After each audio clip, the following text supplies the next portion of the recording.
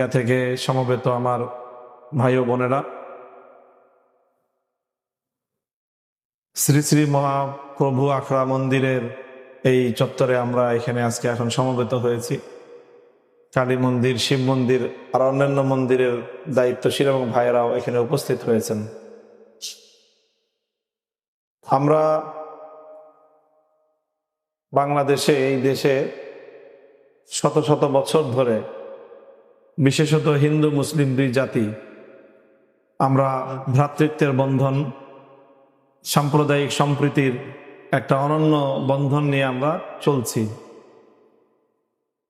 কখনোই আসলে আমাদের এই দেশে সাম্প্রদায়িকতা বা কোনো বিশেষ সম্প্রদায় হওয়ার কারণে মুসলমানরা হিন্দুদের উপর অথবা হিন্দুরা মুসলমানদের উপর অযথা কোনো তাদের অধিকার নষ্ট করে, তাদেরকে হয়রানি করে, এমন পরিবেশ আমি কোনোদিন দেখি নেই।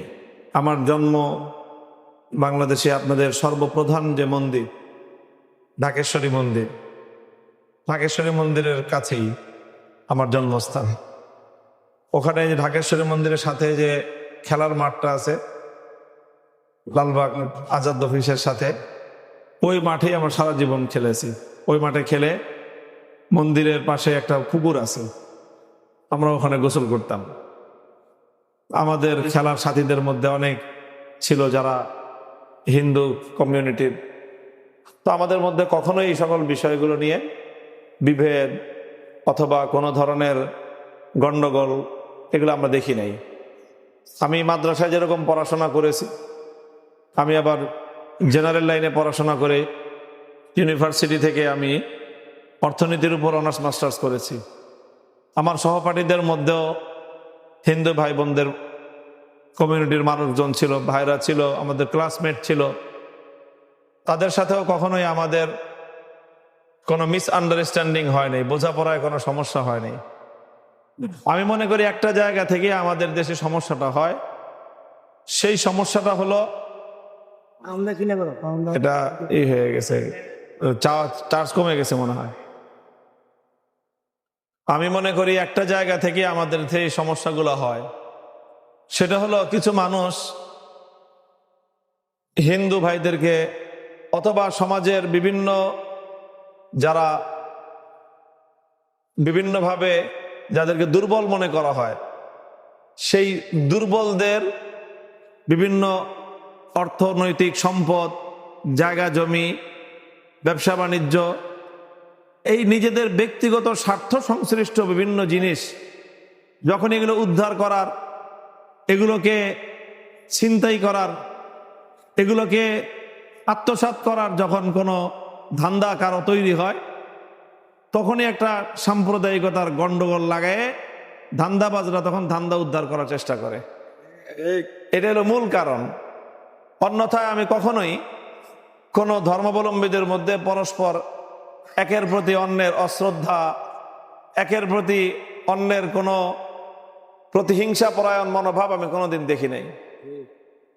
কাজেই আমাদের দেশের সবচেয়ে বড় সমস্যা হলো এই যে একটা রাজনৈতিক ব্যবস্থা আমাদের দেশে গড়ে উঠেছে, দুর্বৃত্তায়নের রাজনীতি যেটাকে বলা হয়। অর্থাৎ রাজনীতিটা এই সমাজে মানুষ করেই কেন? রাজনীতির মাধ্যমে নেতারা তারা পাওয়ার এক্সারসাইজ করবে, রাজনীতি করে যে ক্ষমতা হোল্ড করবে, ক্ষমতা হোল্ড করে সে নানাভাবে অবৈধ উপায়ে পয়সা উপার্জন করবে।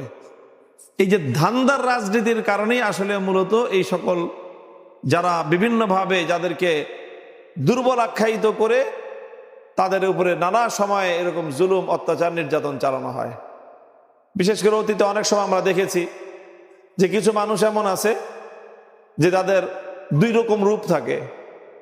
একটা থাকে দিনের বেলার রূপ, আর একটা থাকে রাতের বেলার রূপ। রাতের বেলায় কিছু মানুষ থাকে যারা কালনাগিনী হয়ে এসে ছবল মারবে, দিনের আলোতে ওরাই আবার ওঝা হয়ে ঝাড়তে আসে, মুখোশ পাল্টায়। আমি মনে করি যে আমরা যারা ধর্ম পালন করি, ধর্মের বিধানের ক্ষেত্রে 100% 100 ভাগের মধ্যে 100 ভাগ মানার চেষ্টা করি, কমিটমেন্ট করি যে না, আমরা কোনো একটা আচার আচরণ, আমার কোনো কাজকর্ম যদি ধর্মের বিপরীতে যায়, সঙ্গে সঙ্গে আমরা সেটাকে সংশোধন করে নেওয়ার চেষ্টা করি, এবং আমার কোনো কাজ ধর্মের বিরুদ্ধে আমি স্বেচ্ছায় করি না। আমরা যারা এরকম ধর্মীয় জীবনযাপন করি, আমাদের আরেকজনের, যে কোনো ধর্মেরই হোক, ইসলাম ধর্মের হোক, হিন্দু ধর্মের হোক, বৌদ্ধ খ্রিস্টান ধর্মের হোক, কোনো ধর্মের মানুষের কোনো অধিকার হরণ করার সুযোগ আমাদের পক্ষে নাই। কারণ আমরা যেহেতু ধর্ম অনুসরণ করি, আর যারা এই যে এরকম রাজনৈতিক স্বার্থের কারণে মুখোশ পাল্টায় এবং রাজনীতি করেই মূলত ক্ষমতার মাধ্যমে অবৈধ উপায়ে সম্পত্তি উপার্জন করার জন্য, দেখা যায় যে একজন মানুষ ক্ষমতায় না থাকলে তার সম্পদ ছিল না, ক্ষমতা পাওয়ার পর রাতারাতি 1 বছরে দেখা যায় যে শত শত কোটি টাকার মালিক হয়ে যায়। কিভাবে হয় এগুলা?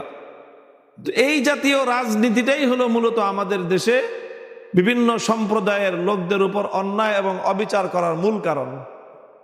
তো এই জন্য আমি আপনাদের ভাই, আমি যেরকম ধর্মপরায়ণ, ধর্মের প্রতিটি বিধান মানার চেষ্টা করি, আপনারা আপনাদের ধর্মের বিধানগুলি মানার চেষ্টা করেন। সেই জায়গা থেকে আপনাদের সব ধরনের যেই মানসিকতা, এটা আমাদের যেই মানসিকতা, এটার মধ্যে একটা গভীর জায়গায় একটা মিল আছে। কাজে এই জন্য হিন্দু ধর্মাবলম্বী ভাই বোনদের, সনাতন ধর্মাবলম্বী আপনাদের সকলের প্রতি আমি আমার কমিটমেন্ট, আমি আমার অঙ্গীকার ব্যক্ত করতেছি যে আমি বিশেষ করে, আমি নির্বাচিত হই বা না হই, সর্ব অবস্থায় আপনাদের এই কমিউনিটির যে কোনো অধিকার আদায়ের জন্য ইনশাল্লাহ আপনারা আমাকে আপনাদের সাথে পাবেন। এটা হলো বড় কথা। এটা কোনো আনকন্ডিশনালি আমার এই ঘোষণা, এটা আমার নির্বাচিত হওয়ার সাথেও ঘোষণা না, আপনারা আমাকে ভোট দিলে এই ঘোষণা তা না। আমি সর্ব অবস্থায় আনকন্ডিশনাল এটা আপনাদের সাথে অঙ্গীকার করে গেলাম। যদি আপনারা কোনোদিন আমাকে আমার এই অঙ্গীকারের বিপরীত কোনো কার্যকলাপ করতে দেখেন, সেই দিন আমি আপনাদের সামনে না, শুধু গোটা জাতির সামনে আমি আমার এই কথার জবাবদিহিতা করতে বাধ্য থাকব।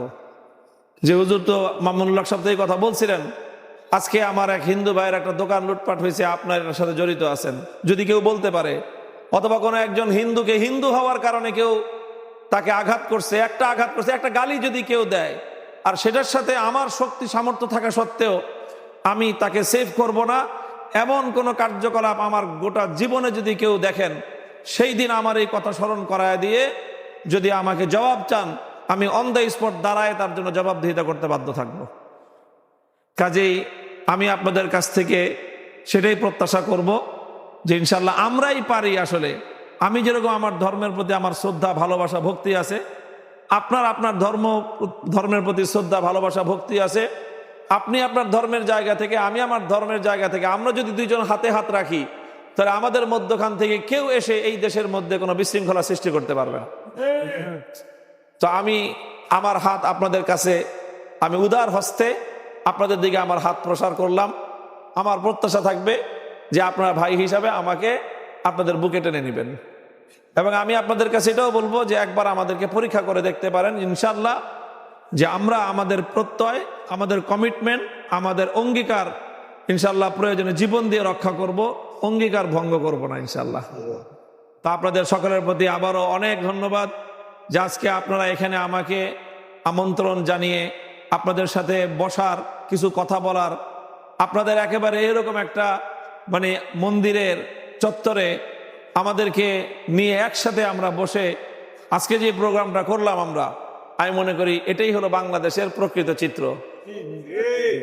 যে আপনাদের এখানে আমি আসবো, আপনারা আমাদের এখানে আসবেন, আমাদের মধ্যে কোনো সামাজিক কোনো ভেদাভেদ থাকবে না, রাষ্ট্রের ক্ষেত্রে কোনো ভেদাভেদ থাকবে না, আমরা মিলেমিশে একসাথে এই সমাজ, এই দেশ, এই এলাকা, এই রাষ্ট্রের জন্য আমরা একসাথে কাজ করব। আমি অসুস্থ হলে আপনি আমাকে দেখতে যাবেন, আপনি অসুস্থ হলে আমি আপনাকে শুশ্রূষা করতে যাব, আপনার অভাব থাকলে আমি আপনার কাছে আগে আসব, আমি কোনো অভাবগ্রস্ত হলে আপনি আমার দিকে সাহায্য সহযোগিতার হাত প্রসার করে দিবেন। এটাই আসলে আমাদের বাংলাদেশের ঐতিহ্য। কিন্তু কিছু স্বার্থান্বেষী মহল মধ্যখান দিয়ে মাঝে মাঝে আমাদের মধ্যে গন্ডগোল তৈরি করে। আমরা যদি যারা ধর্মগুরু অথবা যারা ধর্মের অনুসারী, আমরা যদি ঐক্যবদ্ধ থাকি, তাহলে ধান্দাবাজ স্বার্থান্বেষী মহল কোনোদিন আমাদের দেশে বিশৃঙ্খলা সৃষ্টি করতে পারবে না। সেই প্রত্যয় ব্যক্ত করতেছি। ইনশাল্লাহ আবারও আপনাদের সাথে দেখা হবে, অসংখ্যবার দেখা হবে। যে কোনো প্রয়োজনে আমরা একসাথে থাকবো, একসাথে চলবো, একসাথে বসবো ইনশাল্লাহ। আপনাদের সকলের সর্বাঙ্গীন মঙ্গল কামনা করতেছি। আপনাদের সকলকে আদাব জানিয়ে আমি আমার বক্তব্য শেষ করলাম।